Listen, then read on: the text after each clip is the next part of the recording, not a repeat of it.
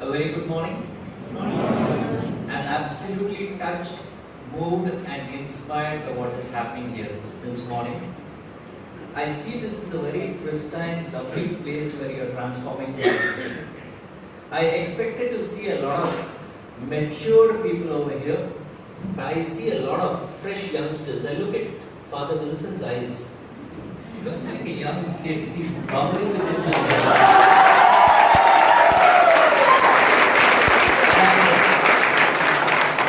I learned one thing from Father Stephen when he called me, invited me yesterday. Such a wonderful listener. He absolutely pays 100% attention when you speak to him. What phenomenal people you have over here. And Father Lawrence, the youngster, when he invited, the bright smile he had, I said, wow, my day is made with these kind of phenomenal people over here. Absolutely.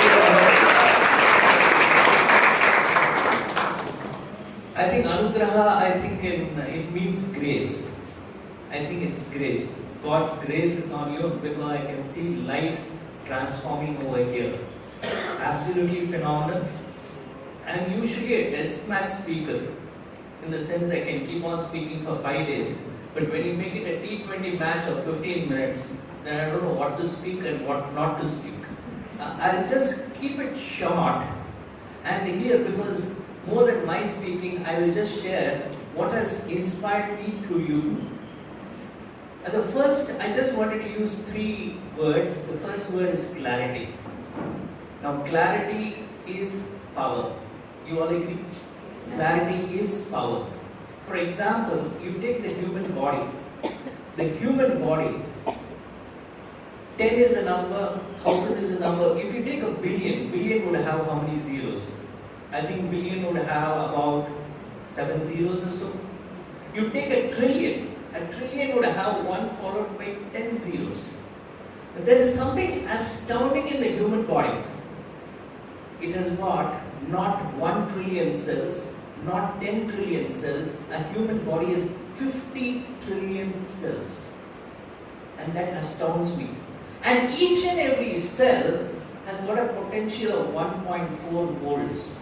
Almost equivalent to a battery. So if I do a simple math and see 50 trillion cells into 1.4, it comes to how much? 50 into 1.4. It comes to 70 trillion volts. That means a human potential is 70 trillion volts. For example, I used to read stories where rishis would just wish and a mango would appear. I would wonder, how can a mango appear? But the power is so much with a single thought that they could manifest and transmute anything. Now, clarity is power. One of the biggest challenges I've been seeing in society is people with all the different kinds of entertainment, driven by internal thoughts, needs. Say, for example, I go to a hotel, I order for a dish which I think is the best. And then I see in the next table something else, and I start getting it out in confusion. Has happened? It has happened? Yes. So clarity is power. When I saw Father Stephen speak, I really understood clarity, because this is one thing I learned from him.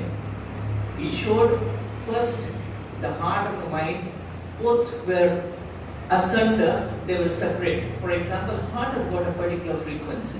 It has got a frequency of love. I touch here, I feel love. Here, I have beta waves coming. All the time comparing, all the time trying to win, ego, all kinds of problems. Asunder. But if I could connect both, and then I follow my heart, my head follows my heart, absolutely I have clarity. I have clarity. If the whole world would have clarity, wouldn't it be a better place? And this is one thing I was thinking of. Let me give a quick example of this. For the last 4 months in our house, we have a drawer where we have socks and all that. My socks would be missing. One sock would miss, left, or whatever, one color would be missing. I was wondering where are the socks going, and then I asked my wife, and she said my socks are also missing. And where is it going? Is the maid taking it? Whom should we suspect? What should we do? And then yesterday we noticed we have a furniture. Behind the furniture, were almost about 40 pieces of socks. There is a mouse living in our house.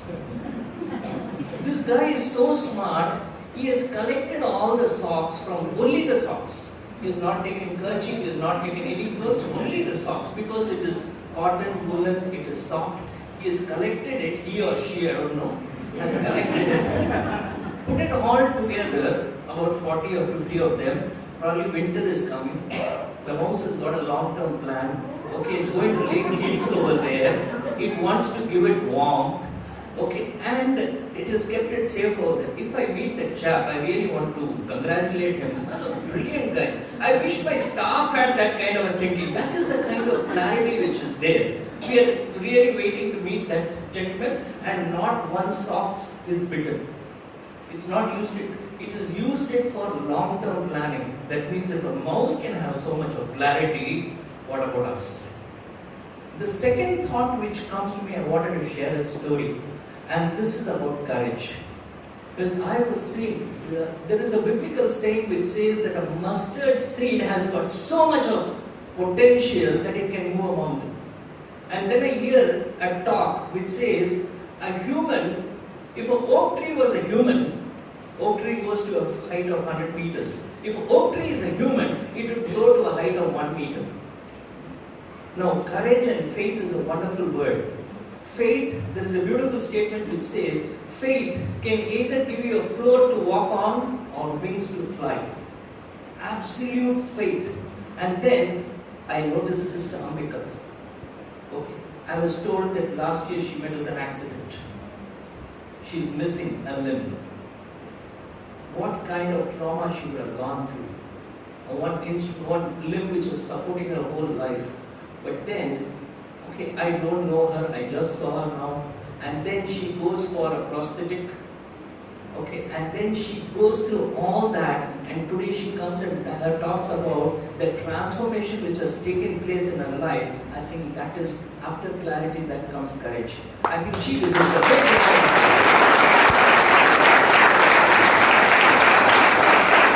phenomenal. I think these are the stories which really make up life. I quickly wanted to share, if Savitri can help me, I wanted to share my daughter's story. My daughter, see, I am a spoiled father. So till my 10th standard, my daughter would get only red marks in her examination. You understand red marks? Because my basic principle is child should enjoy. Child should have fun. Child should go and play. Bindas, go and play, enjoy the rain. Only kid, heavy rain should be dancing. Okay. We belong to a decent family, you think so, but we would go in the scooter and a bunch of kids would go in the car and my daughter would thumb them like that. So that was the kind of kid. Fun-loving kid. But after 10th, she didn't know what to do. So, I'll quickly come to it. After 10th, what she wanted is that, what should I do? Okay, should I take up commerce? Should I take up science? Should I take up psychology? Everyone says something, I don't know the spelling of psychology also, what should I do? And here we had the courage, we had the faith. We said after 10th, do one thing, you don't know about the world. So for 1 year, don't go to school. Instead of going to school, you explore the world. You find out for yourself what will happen. Okay? And then we gave her a plan to explore the world. Do you think the world would accept it? A child after 10 should go to 11th, correct? Do you think the world would accept it? No. People laughed. Our relatives spat at us. They said his father and mother have gone crazy. They started scolding her. And she became a laughter piece. But what happened? She had a plan. She worked on it day in, day out. I'm not getting into the complete story. She made documentaries. She went house to house, learned how to be a salesman, how to be a shameless person. She started networking with people. She networked with lots and lots of people, and then met entrepreneurs, scientists, read books, and then worked in 15 companies in 1 year.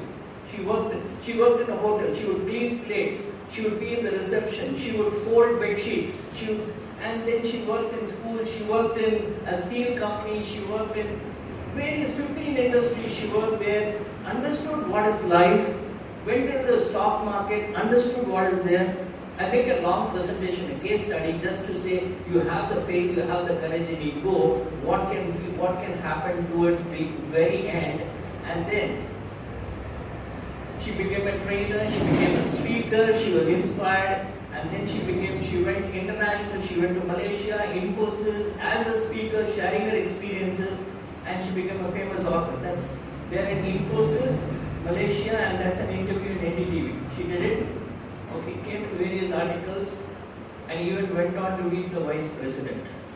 Now, why I share this story is, if each child is given the permission, if each child is allowed to play the game according to their terms and conditions, and if you have faith and courage, if a mustard seed can move a mountain, what can each and every human being do? What is the potential each and every human being has?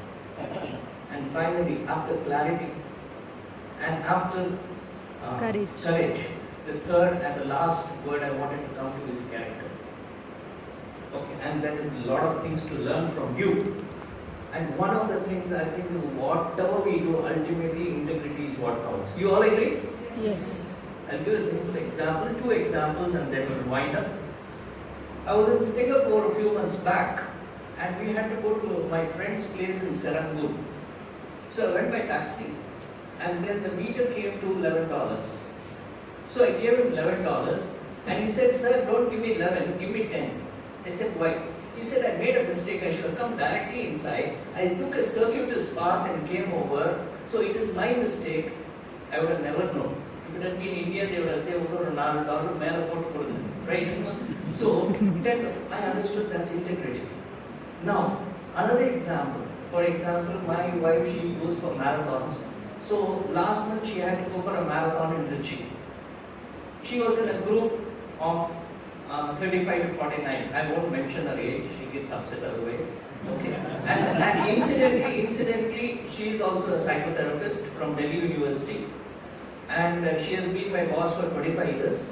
And my boss for 25 years. And psychotherapy, she has had only one patient so far, and that's me. And she is still working on this person. So, she went for the marathon race. In her group, there were only 3 participants among ladies. Men, there were many men. So the announcer said, "Oh, 3 means all the 3 will get first prize, second prize, third prize." She ran the race. She beat the other 2. And then she goes and lands there, and they say, "Congratulations for coming 5th. How? No, among women. Because 4 of the ladies, you have groups, batches going. 4 of the ladies went into a batch about 20 minutes earlier, so they had a 20-minute lead in the race and won. And that's where I'm talking about character. And then they come on stage and they get the medals, and that is okay. But the problem is the children are watching. And if the children are watching, what happens? And that is what I wanted to share.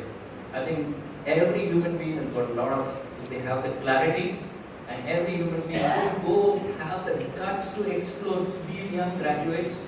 Only one thing, whatever you feel like, whatever is the intuition which is coming, go ahead, play the game of life, see what is there, and there is a huge field of opportunity waiting to be explored. And finally, integrity is what counts. Absolutely delighted having talked to all of you. I hope I kept my 15 minutes. It was great interacting with all of you. And probably this is the shortest speech I've ever given. Thank you very much, very much. And I would finally like to appreciate Mr. Mahendran, who has been my friend for decades. And he's from St. Joseph College. My name is Mahendran. And he was the one instrumental in bringing us here. Thank you very much, sir. Thank you.